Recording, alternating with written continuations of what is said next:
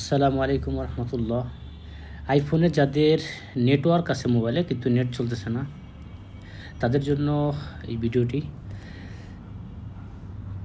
প্রথমে আমরা সেটিংসে চলে যাব। সেটিংসে যাওয়ার পরে আমরা মোবাইল সার্ভিসে চলে যাব। মোবাইল সার্ভিসে যাওয়ার পরে এইখানে আমরা যেটা করব, মোবাইল ডাটা অপশন, এই মোবাইল ডাটা অপশনে চলে যাব এবং এখানে উপরে দেখেন ভয়েস এবং ডাটা এখানে লেখা আছে।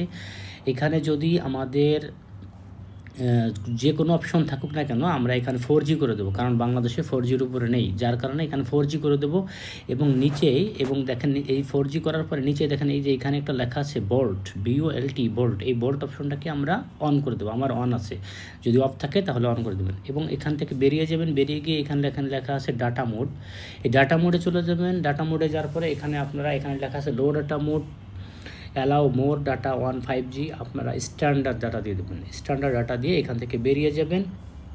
বেরিয়ে যাওয়ার পরে এখানে যে অবস্থা রয়েছে, এখানে সিলেকশন, নেটওয়ার্ক সিলেকশন আছে, এখানে আপনার অটোমেটিকটা অন করে দিবেন এবং তারপরে মোবাইল ডাটা নেটওয়ার্কে চলে যাবেন। মোবাইল ডাটা নেটওয়ার্কে যাওয়ার পরে এপিএন সেটিংসে আপনারা শুধু লিখে দিবেন সব জায়গা ইন্টারনেট ইন্টারনেট ইন্টারনেট। আপনাদের আর কোনো কিছুই লেখার দরকার না, আর কোনো কিছুরই দরকার না, শুধু লিখে দেবেন ইন্টারনেট।